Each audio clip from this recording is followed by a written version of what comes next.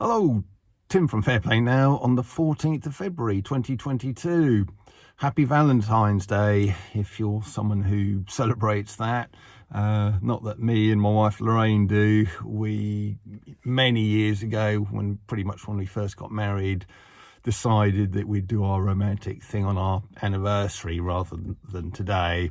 And because I've never been a fan of these, what I call sort of enforced celebrations for certain things, like Mother's Day and Valentine's Day. It's not that I don't want to celebrate my love for my wife and my mum. It's just that I want to do it in my own way, in my time, rather than when some bunch of idiots tell me to on a certain day. But hey ho, that's just me. But if you're into it, have a good day, whatever you're doing for Valentine's. So got a big job going on here in this place, putting in a load of new sockets and various other bits and pieces. Got a great big bag of new sockets and back boxes behind me, which I'll be taking in there and sort of getting going pretty quickly or pretty soon.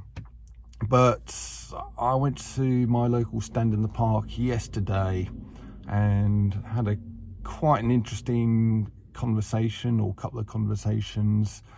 And one guy was saying, because we're sort of saying, why can we see through the whole lurgy nonsense when there's so many people out there who just can't? And one guy just went around and he just said, have you got a TV, or do you watch TV? Do you watch TV? Do you watch TV? And everybody was saying either no, not at all, or not much. And he said, well, there you go then. And I don't know what your experience is. And have you not really watched much TV, or you don't watch it at all like me?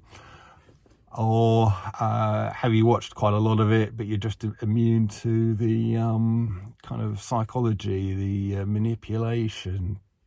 It'd be quite interesting to see what your experiences are on that. But it's quite interesting because my old headmaster many years ago, when I was at my last school between the ages of 14 to 18, he hated the TV and he hated the fact that we watched it. He'd much rather us be doing our homework and be reading books and stuff. And he used to call the TV the Moron's lantern, the Moron's lantern. And of course, at the time, I just thought he was a head case. I thought, because I loved TV back in those days. To be fair, the TV programs were a lot better. I only had things like Minder and Only Fools and Horses and The Professionals, and James Bond films would come on sometimes on a Sunday evening, and it was great. I sort of loved it back in those days, and I just thought, how can anyone not like watching TV? The bloke's an idiot. But now I can definitely see where he's coming from, and I can definitely see how he arrived at that particular kind of name for the thing. Anyway, that's a little bit of an observation there. And another conversation, which was quite interesting actually. One of the guys there was saying how, I think it was just the night before, or a couple of nights before, Friday, Saturday night, how him and his wife went round to someone's house for dinner, and don't know who it was, a friend or something. And this friend apparently was pretty mainstream with the narrative and everything. So there were, him and his wife are thinking, oh dear, I hope the lurgy topic doesn't crop up, otherwise it's going to be a nightmare. Because I think they've had the odd little argument with this lady in their time beforehand.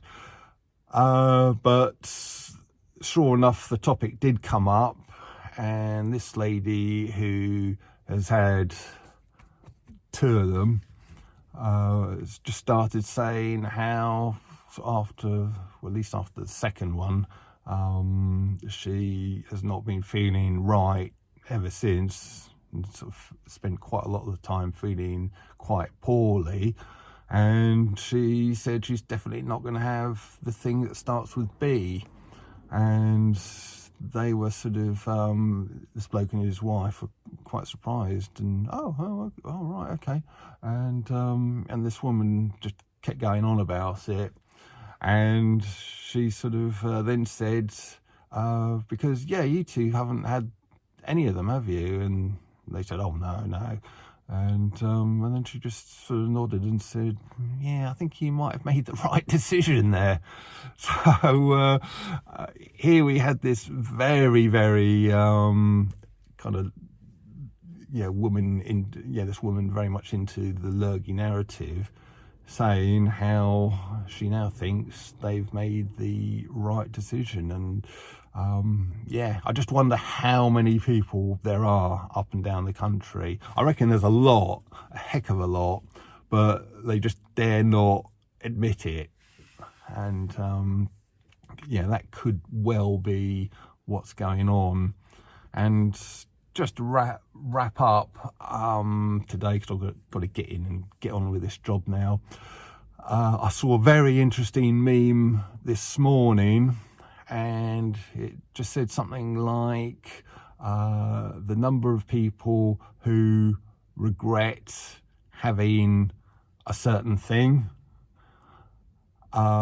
is vast, and the number of people who regret not having it, 0. And I think that is pretty much spot on. Tim from Fairplay now, thanks for watching.